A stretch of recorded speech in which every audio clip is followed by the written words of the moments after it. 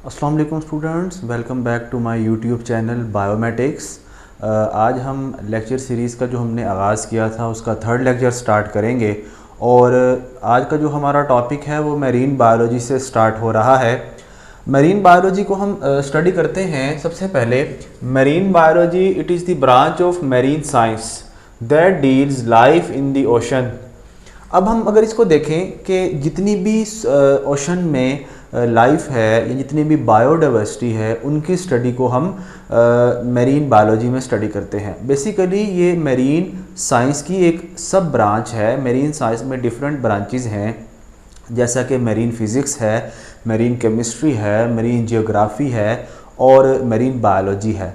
Marine biology में हम जिंदा जानदारों के बारे में पढ़ते हैं, लिविंग ऑर्गेनिज्म के बारे में पढ़ते हैं, लिविंग बायोडाइवर्सिटी के बारे में पढ़ते हैं जो कि ओशन में रहती है। इसके अलावा हम ये देखते हैं कि मैरीन इन्वायरमेंट में रहने वाले जानदारों को क्या क्या कंजर्वेशन इशू हो सकते हैं, मतलब कौन से फैक्टर्स हैं जो उनकी लाइफ को ख़तरे में डाल सकते हैं। क्या वहाँ पर रहने वाले जानदारों के लिए पानी का टेम्परेचर ज़्यादा हो रहा है जो कि लाइफ को अफेक्ट कर सकता है। मिसाल के तौर पर कोरल रीफ ऐसे जानदार हैं कि अगर वहाँ पर टेम्परेचर पानी का ज़्यादा हो जाए तो वहाँ पर वो नहीं रह सकते। अब कोरल रीफ क्या है हम इसको भी डिस्कस करते हैं। बहरहाल मैरीन इन्वायरमेंट में जितने भी लिविंग ऑर्गेनिज्म हैं, क्या न्यू डिस्कवरीज आ रही हैं स्पीशीज़ की या वहाँ पर कोई कंजर्वेशन इशू हैं, कोई भी इशू हैं जो कि उस लाइफ को अफेक्ट करते हैं, उसको हम कहते हैं, उसको हम मैरीन बायोलॉजी में स्टडी करते हैं। अब कोरल रीफ क्या है? कोरल रीफ बेसिकली ये दो वर्ड्स पर मुश्तमिल है, कोरल एनिमल। कोरल का मतलब है कोरल एनिमल। कोरल एनिमल ऐसे जानदार हैं जो कि पानी में रहते हैं, जिस तरह जेलीफिश होती है, जिस तरह सी एनिमोन होता है, इसी तरह ये मैरीन इन्वायरमेंट में रहते हैं और इन्वायरमेंट से कैल्शियम और कार्बन डाइऑक्साइड को इकट्ठा कर कर अपनी बॉडी के अंदर जज़ब करते हैं। बॉडी के अंदर ले जाकर उसको बायोकेमिकल प्रोसेस के तहत कैल्शियम कार्बोनेट में कन्वर्ट कर देते हैं। और कैल्शियम कार्बोनेट आपको पता है कि जिस भी स्ट्रक्चर में हो उसका जो स्ट्रक्चर है वो हार्ड हो जाता है। अब ये बॉडी के बाहर एक एक्सोस्केलेटन लाइक स्ट्रक्चर, बड़े बड़े स्ट्रक्चर बनाते हैं, जैसा कि मैंने डायग्राम में शो किया गया है। ये मैरीन इन्वायरमेंट है जहाँ पर फिशेस वगैरह रहती हैं।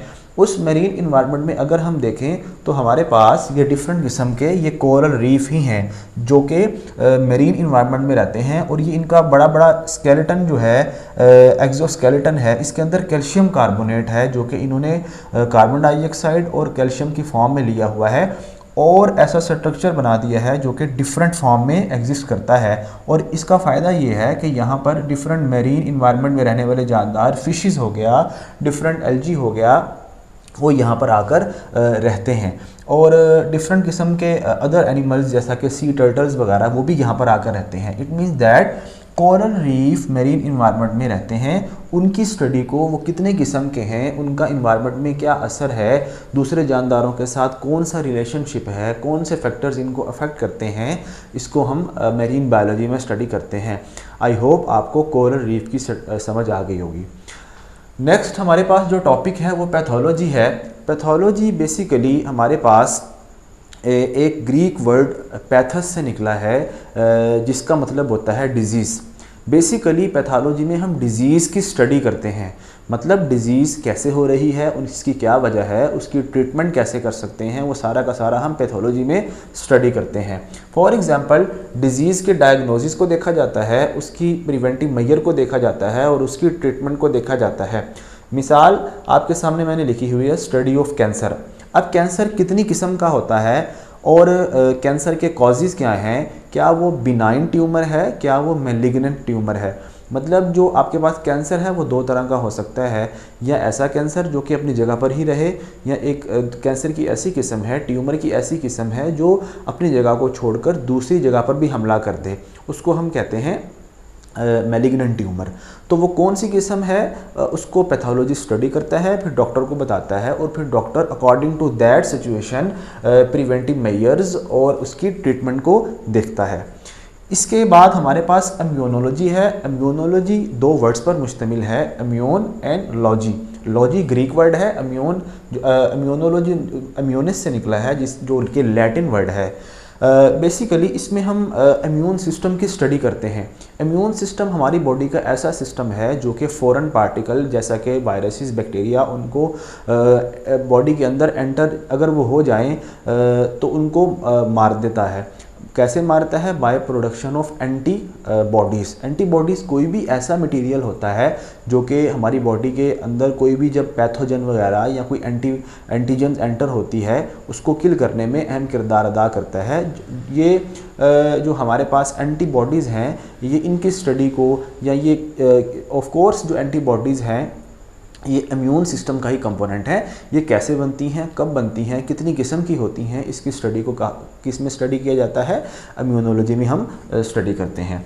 तो basically it is the study of component of immune system and role against disease. कि वो जिस तरह हमारे पास WBC हैं, WBC भी इम्यून सिस्टम का कंपोनेंट है। वो जो कि जरासीम हैं या कोई भी बैक्टीरिया, वायरसेस हैं या कोई भी दूसरे अदर माइक्रो ऑर्गेनिज्म हैं जो बॉडी को नुकसान पहुंचाते हैं, वो तमाम की तमाम जो हैं वो माइक्रो ऑर्गेनिज्म, उनको कैसे फाइट किया जा सकता है, वो सारी की सारी स्टडी हम इम्यूनोलॉजी में करते हैं।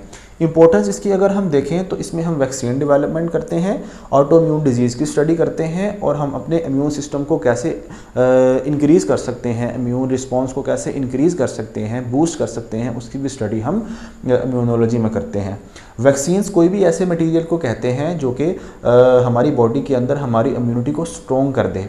ऑटो इम्यून डिजीज़ का मतलब ये है कोई भी ऐसी बीमारी जो कि हमारी बॉडी के अपने ही सेल को मारना शुरू कर दे।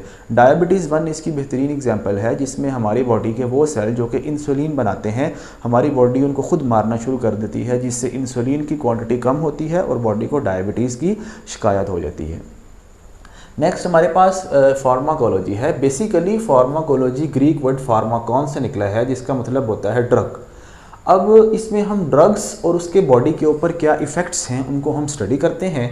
ड्रग कोई भी ऐसी चीज़ होती है जो हमारी बॉडी के अंदर जाए और हमारी बॉडी का नॉर्मल फंक्शन डिस्टर्ब कर दे या अल्टर कर दे, तब्दील कर दे। ड्रग किसी किस्म का भी हो सकता है। ड्रग नॉर्मल बॉडी के फंक्शन को चेंज करता है। अब ये ऐसा ड्रग्स कोई भी ऐसी चीज़ हो सकती है जो कि बॉडी के नॉर्मल फंक्शन को तब्दील कर दे। अब ये 2 तरह की हो सकती है, एडिक्टिव ड्रग भी हो सकती है और आपके पास ये मेडिसिनल ड्रग भी हो सकती है। मेडिसिनल ड्रग ऐसी ड्रग होती है जो बॉडी को डिफरेंट बीमारियों के ख़िलाफ़ जो है वो लड़ने में मदद करती है, और जबकि एडिक्टिव ड्रग ऐसी ड्रग होती हैं जिनको हम नशावर अद्वियात भी कहते हैं, वो हमारी बॉडी के अंदर जाकर हमारी बॉडी के अपने ऊपर डिपेंड कर लेती है, और जब तक वो ड्रग ना ली जाए बॉडी को जो है वो बॉडी का नॉर्मल फंक्शन नहीं अच्छे तरीके से परफॉर्म हो सकता। अब ड्रग क्या होती है? न्यू ड्रग की डेवलपमेंट में जो है वो हम फार्माकोलॉजी में करते हैं। इसके अलावा एंटीबायोटिक्स की स्टडी भी हम फार्माकोलॉजी में करते हैं। अब एंटीबायोटिक कोई भी ऐसी चीज़ है जो बैक्टीरियल इन्फेक्शन को किल करती है, या बैक्टीरियल इन्फेक्शन को ट्रीट करती है, या बैक्टीरिया को किल कर देती है। बैक्टीरियल इन्फेक्शन को किल मीन्स बैक्टीरिया को किल करती है और बैक्टीरियल इन्फेक्शन को जो है वो ख़त्म कर देती है। अब वक्त गुजरने के साथ साथ जो बैक्टीरिया होते हैं वो एंटीबायोटिक रेजिस्टेंस होते जाते हैं, मतलब एंटीबायोटिक उनके ऊपर असर नहीं करती। तो टाइम टू टाइम नई एंटीबायोटिक की डेवलपमेंट करना बहुत ज़रूरी है। इसकी भी हम जो स्टडी है, न्यू एंटीबायोटिक कैसे बनानी है, उसको हम फार्माकोलॉजी में स्टडी करते हैं। नेक्स्ट हमारे पास relationship of biology with other science है। इसकी सिर्फ एक हेडिंग पढ़ेंगे, बायोकेमिस्ट्री पढ़ेंगे। बेसिकली बायोकेमिस्ट्री 2 वर्ड्स पर मुश्तमिल है। बायो मीन लाइफ, केमिस्ट्री कहते हैं केमिकल रिएक्शन को। तो जिंदा जानदारों के अंदर जितने भी केमिकल सब्सटेंसेस हैं, मिसाल के तौर पर ग्लूकोज है जिसका फार्मूला C6H12O6 है, वो हमारी बॉडी के अंदर कैसे जो है वो केमिकल प्रोसेस से गुजरता है, उससे एनर्जी कैसे प्रोड्यूस होती है, वो सारी की सारी हम बायोकेमिस्ट्री में स्टडी करते हैं। एग्जाम्पल बायोकेमिस्ट्री में जो मेजर 2 केमिकल रिएक्शंस हैं, बायोकेमिकल रिएक्शन हैं जो लिविंग ऑर्गेनिज्म में होते हैं, एक फोटोसिंथेसिस है और एक रिस्पायरेशन है। फोटोसिंथेसिस एक एनाबॉलिक रिएक्शन है। एनाबॉलिक रिएक्शन का मतलब होता है ऐसा रिएक्शन जिसमें बॉडी के अंदर, लिविंग ऑर्गेनिज्म की बॉडी के अंदर, ख़ास तौर पर प्लांट के अंदर कार्बन डाइऑक्साइड को और वाटर को मिलाया जाता है और उसको कंबाइन कर ग्लूकोज बनाया जाता है। ऐसे रिएक्शन को फोटोसिंथेसिस कहते हैं और ये एक एनाबॉलिक रिएक्शन है।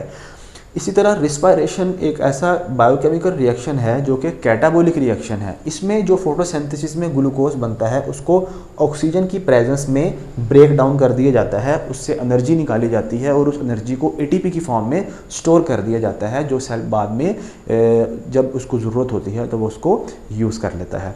अब ये तमाम के तमाम रिएक्शन जो कि लिविंग ऑर्गेनिज्म में हो रहे हैं, एग्जांपल आपके सामने फोटोसिंथेसिस और रिस्पायरेशन की है, इसको हम बायोकेमिस्ट्री के अंदर स्टडी करते हैं।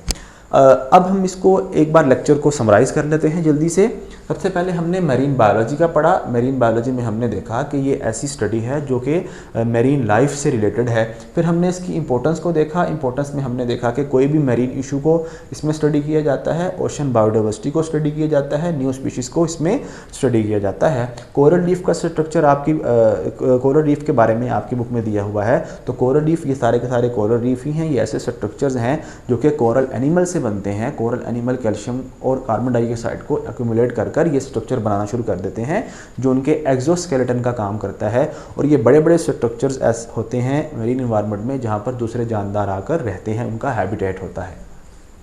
पैथोलॉजी में हमने ये देखा कि ये एक ग्रीक वर्ड पैथोस से निकला है जिसका मतलब होता है डिजीज़। तो study of disease is called pathology. फिर हमने देखा कि इसकी एग्जांपल में हम कैंसर की स्टडी करते हैं। और फिर हमने देखा कि इम्यूनोलॉजी जो है वो लैटिन वर्ड्स और लॉजी ग्रीक वर्ड से निकला है। इम्यूनस का मतलब होता है इम्यूनस का मतलब बेसिकली ये होता है कि बॉडी से किसी चीज़ को रिमूव करना, गेट रिड ऑफ कर देना, मतलब रिमूव कर देना। तो इसमें असल में किस चीज़ को रिमूव किया जाता है? बॉडी से जितने भी बैक्टीरिया, वायरसेस हैं या माइक्रोब्स हैं उनको ख़त्म किया जाता है। इंपॉर्टेंस हमने ये देखी, वैक्सीन डेवलपमेंट में हेल्प करती है, ऑटो इम्यून डिजीज़ में को ट्रीट करने में हेल्प करती है। और नेक्स्ट हमारे पास हमने ये देखा कि हम अपने इम्यून रिस्पॉन्स को कैसे स्ट्रॉन्ग कर सकते हैं, इसकी स्टडी भी हम इसमें करते हैं। फिर हमने फार्माकोलॉजी को देखा। हमने देखा कि ये ग्रीक वर्ड फार्माकॉन से निकला है जिसका मतलब है ड्रग्स। इसमें हम न्यू ड्रग्स की डेवलपमेंट करते हैं, एंटीबायोटिक्स की डेवलपमेंट करते हैं। और एंटीबायोटिक कोई भी ऐसा सब्सटेंस होता है जो बैक्टीरिया को किल कर देता है और इन्फेक्शन को ट्रीट करता है। फिर हमने बायोकेमिस्ट्री की डेफिनेशन देखी, उसकी एग्जांपल देखी। अब बहुत से स्टूडेंट्स कहते हैं कि इसमें से शॉर्ट क्वेश्चंस आएंगे या लॉन्ग आएंगे। तो बेटा अगर शॉर्ट क्वेश्चंस आएंगे तो ये 2 मार्क्स का पूछा जाएगा, डेफिनेशन पूछी जा सकती हैं। लॉन्ग आएगा तो रिलेशनशिप ऑफ बायोलॉजी 4 मार्क्स का या 5 मार्क्स का आ सकता है। फिर आपने ये सारे के सारे जो जितने भी एग्जामिनर आपको कहेगा वो आपने इसमें लिखने होंगे। उम्मीद है आपको ये लेक्चर अच्छा लगा होगा। इसको लाइक करें, ज़्यादा से ज़्यादा शेयर करें, कमेंट करें, सब्सक्राइब भी करें चैनल।